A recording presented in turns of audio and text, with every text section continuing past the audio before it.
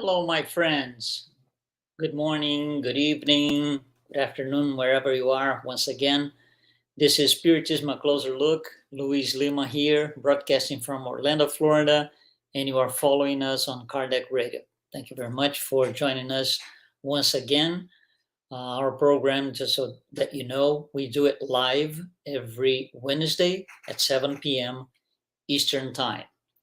Tonight, we are going to take a closer look at instinct and intelligence. We can find this very useful information on the Spirit's book, questions 71 through 75, but also on the Genesis. We have very interesting information on the Genesis at length. So, chapter 3, the name of the chapter is Good and Evil, and it goes from items 11 through 19. We are going to use these two sources for our discussion here tonight. So let's get to it. We need to put things into context a little bit before we can even start talking about it. So we're going to go back to the very beginning, something that we've mentioned here a few times, but let's go back to uh, creation itself. So creation, we have two elements under God. So from God, under God, we have spirit, which is the intelligent principle, and matter, which comes from the universal cosmic fluid. So we have spirit and matter. And these things, these two elements, they have no common place. Nothing is common to both. If matter, as we know it, has nothing to do with intelligence. There is no intelligence in the matter. Matter is inert, and vice versa. There is no matter in the spirit or the soul. So, instinct and intelligence are things that belong to the spirit side of things, the spirit world. They have nothing to do with matter. They do not depend. Instinct and intelligence do not depend at all on the material principle, which are the seeds of anything that one day is going to be matter of some form. Instinct and intelligence have absolutely nothing to do with the material principle, nothing to do with vital principle, nothing to do with the universal cosmic fluid, or anything, absolutely anything that has to do with matter. They are, both of them, instinct and intelligence, they are attributes of the intelligent principle. Intelligent principle. That's where it comes from. It has nothing to do with matter. And because we have several different levels of intelligence, God being the supreme intelligence, but we have several different levels because all the spirits, they are on a certain level of advancement. So some are more advanced, some are less advanced, some are just starting out, some are always purified completely. So the intelligence is related to the level of advancement of the being. It depends on where they are in their development, in their advancement in terms of spirit or soul. Again, spirit and intelligence has nothing to do with matter. And the beings, right? The beings are classified or grouped in three, according to Spiritist literature. And they are, first, inanimate beings. We're going to talk about each one. Number two, animate, non-thinking beings. Number three, animate beings. So three different types of beings. Let's talk a little bit about each one here. So first, inanimate beings. These are beings formed of matter alone. There is no vitality and no intelligence in these beings. Examples: the entire mineral kingdom. They have no minerals have no intelligence, no vitality. There is no life. They are formed of inert matter alone. That's it. Second type, animate, non-thinking beings. Meaning, animate means there's life, but non-thinking means there is no intelligence. So these are beings formed of matter with vitality, but no intelligence. For example, plants, they don't have any intelligence. And the third type, animate beings, they are formed of matter. They do have vitality and they do have intelligence. They have the ability to think and make decisions and go through, discernment processes and so on and so. So, three types of beings. Now, when you look at all the kingdoms, each one has a particular attribute that is outstanding. Mineral kingdom, that attribute is attraction. Minerals are formed by atoms that bond together. That's attraction right there, and will form molecules and so and so. So mineral kingdom, outstanding attribute, attraction. Plants kingdom, outstanding attribute, sensation. Plants they have sensation. They, if you put them on a dark room with a little hole in one of the sides, they will kind of grow to that side because they need the light. They need to grow in that direction. They have sensation. Animal kingdom, outstanding attribute, instinct.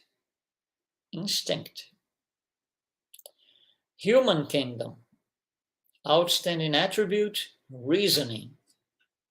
See, we're going every time higher at a higher later. Angelical kingdom, divinity. That's the outstanding attribute. So you see, for each kingdom, the beings have their attributes.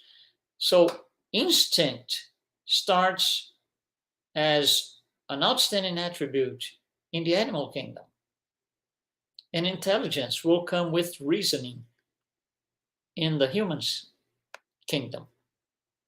So what exactly is the difference between instinct and intelligence? Are they the same? Are they related? So let's go by definition first, and then we'll discuss a few things. Instinct, let's try to define this, each one of them. Instinct, we could define as this hidden force that drives organic life, right? That drives organic beings to spontaneous and unintentional acts, having their self-preservation in mind. So it's something almost automated. There is no reflection. You don't reflect upon things, no calculation, no premeditation, no strategy, nothing like this. It's like you can be talking to somebody and suddenly, let's just say, you hear a very loud noise that shakes the room, for example. By instinct, you're going to probably do something like this to protect yourself. That's the idea of self-preservation that stands out at that very second. But it's instinct. You first you do this, and then you're going to think about, what is this? What kind of sound is this? Am I doing the right thing? Should I, wake up, just get up and go where? You see, the strategy, the whole thinking process comes after you take the first action. That first action, which sometimes we call by impulse, is the instinct. On the other hand, intelligence is this intentional, not automated, intentional, thought out, or premeditated and calculated act. And it depends on circumstances. Not necessarily you take the same action after thinking of something exactly the same. For example, when you dress up tomorrow morning, you just decide that, for what I'm going to do today, dressing in blue is nice. And next day, you're going to say, well, I need to go to this certain place. It's going to be better if I wear white clothing. So it's a thought out process, but the outcome is not always the same because it depends on circumstances. So the ability to analyze the circumstances, the surroundings, and make a decision, that is intelligence. That's not instinct. So beings such plants, for example, such as the plants, they don't have any intelligence because they don't go through a thinking process. They don't have the ability to, hey, stop everything. Let me put a strategy here. What am I going to do? Am I going to act this way? Am I going to act that way? That's for uh, humans. We do that. So instinct is this automatic action. It's a reaction most of the times to some sort of physical integrity. Like I said, you hear something loud, you go like this. So you're protecting your physical being. Intelligence requires and is based upon reflection, complexity of things, deliberation, strategy. All of these things belong to the intelligence side of things, not to instinct. So, intelligence, because it's a process that has to be thought through, it depends on the person, on each one, and is subject to error because we are not perfect. We can, within a situation, a circumstance, we can analyze, make our decisions, and they cannot be the best decision, but we won't know until maybe later. So there are possibilities. There is a possibility for error when you use intelligence. Instinct, not necessarily. There's no possibility for that because you're protecting yourself. For example, that's an interesting thing. Both of them, instinct and intelligence. I'm going to say that again. Do not depend on matter. If it depended on matter, or for those who would probably consider that instinct and intelligence depend on matter, the material principle. Think about this. An atom of carbon cannot be more intelligent than the other atom of carbon. They're all the same. Whatever chemical reaction that happens to one carbon atom happens to the other equally. The outcome is always the same because matter does not carry intelligence. Matter is manipulated by intelligences or an intelligent principle. So the source of instinct and intelligence is the intelligent principle, not the material principle. And again, intelligence is different for each person because it includes reasoning. And reasoning is this bridge between instinct and intelligence. It's like if you have here, this is instinct, this layer up is intelligence. What bridges them is reasoning. And remember, we said in the beginning, one of the outstanding attributes of the human kingdom is reasoning. So we do not stay on the instinct level. We are able to use our intelligence. But there's something interesting here because reasoning depends on our spiritual experiences, our spiritual history, which makes my reasoning be different than yours. It depends on our vices, pride, selfishness. All of these things have a say in our reasoning and the processes that we use with reasoning, meaning intelligence. Instinct, we could say that is more, more. We can think of something more collective. For example, you have birds flying. They're all flying. The same direction, the same way. They're all, flapping their wings and so. If they hear a hunter, for example, with a gun, shoots, it makes a noise.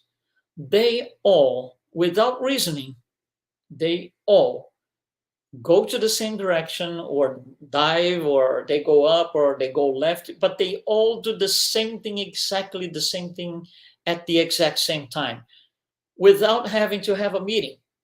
Okay, we heard this noise. Let's get together here and see what we're going to do. Oh, we decided that we're going to fly that way. No, they don't do that.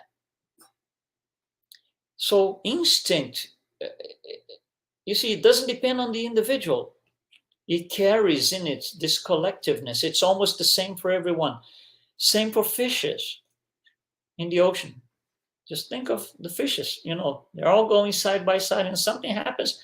They all go to the same direction at the same time with the same speed. And there is no meeting to decide what they're going to do.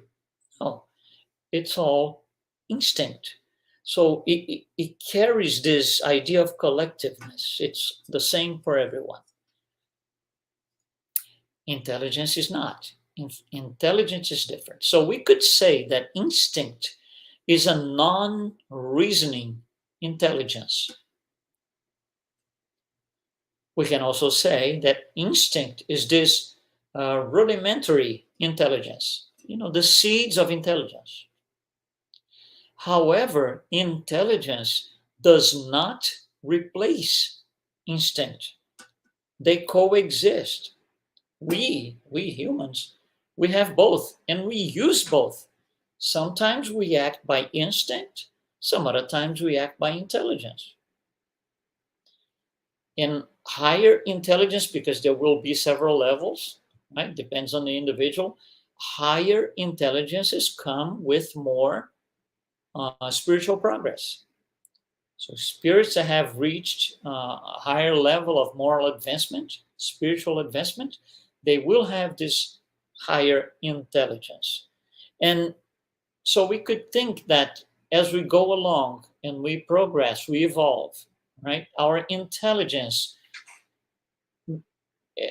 becomes more developed. So we could say that instinct weakens with the predominance of the intelligence, right? Intelligence kind of, with time, you will kind of, quotes, please take over. It never takes over because they both coexist, but it becomes predominant.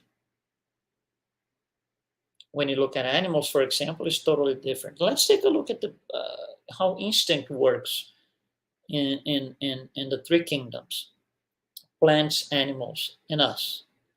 So let's plants first. Let's think about them. First of all, they need air. So they need to seek air. If you put them on a place that air is, too tight or so, they will.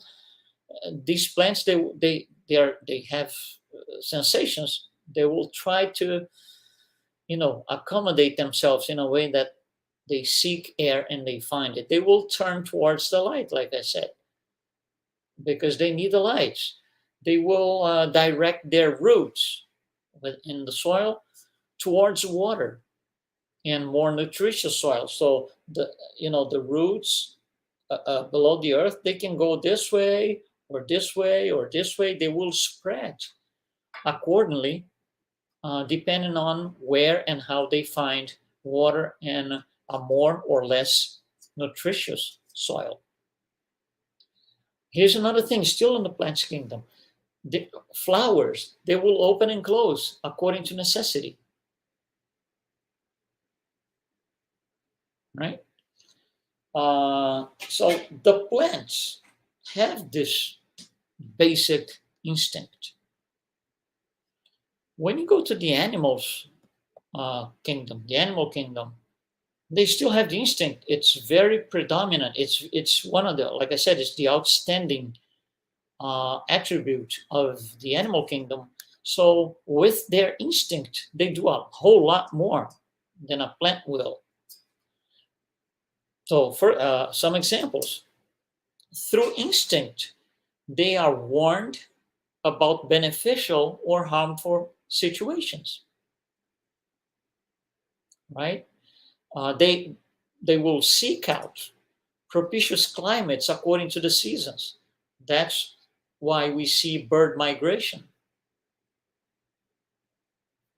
And there's nobody telling them, man, hey guys, it's time to fly south. No, they just do it by instinct. By instinct, they build shelter for their offspring. It's instinct. They build traps to catch prey for nutrition, for feeding.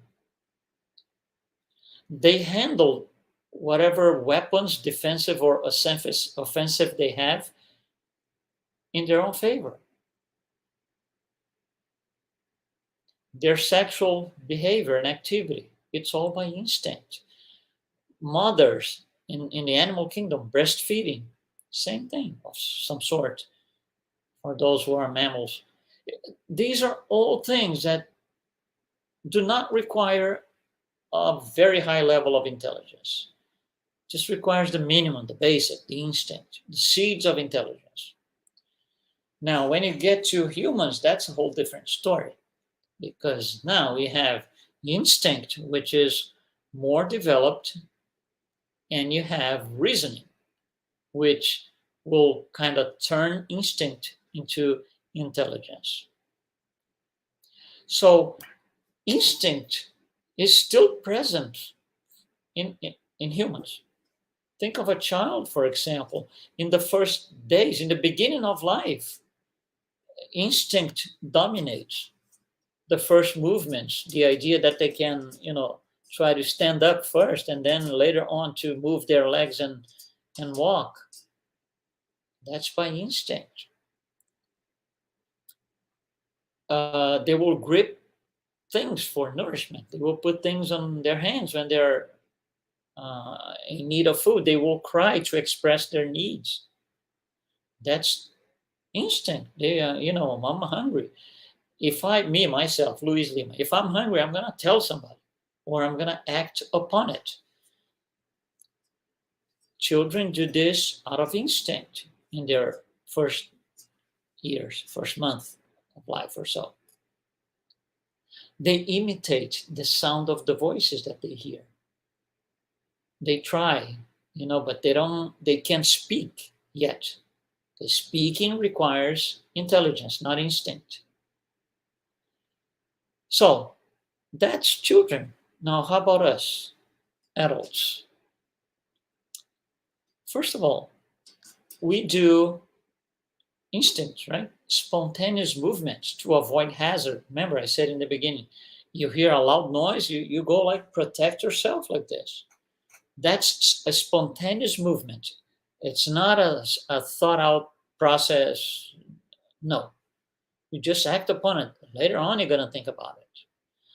Pulling away from danger or dangerous situations, that instinct. Maintaining balance. If you're going to fall, you automatically adjust yourself without having to think. For example, this is an interesting example. Let's say you are sitting on a chair like I am right now, and you kind of take a quick nap, or you're in the verge of sleeping like this. You go like this. If the body starts going like this for one side, you're still sleeping, but then you bring yourself back to maintain balance. And it's not a conscious decision in terms of intelligence, because you're just acting out of instinct. It's just a reaction to a physical event. Our eyelids, when we blink them, because there's a bright light in front of us, we do this. We go like this by instinct.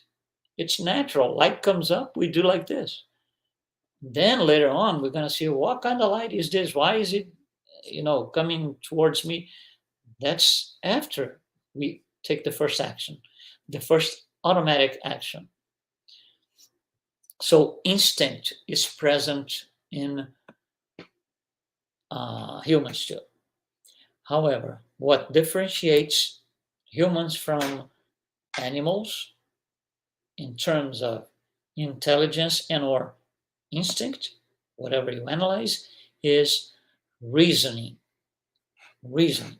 We are able to insert, I'm going to use this word, insert reasoning into instinct, and that the outcome is intelligence.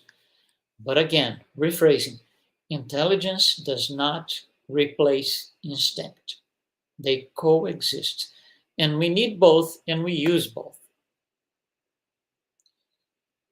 That's what I wanted to bring over today for our study, instinct and intelligence. Once again, this is on the Spirits book and also on Genesis chapter 3. That it's a pretty lengthy study. It's about maybe 7 or 8 pages, but it's nice. So thank you very much for being with us today. We will be here next week, Spiritism, a closer look, Wednesday, 7 p.m. Eastern Time. Thanks so much. Be well.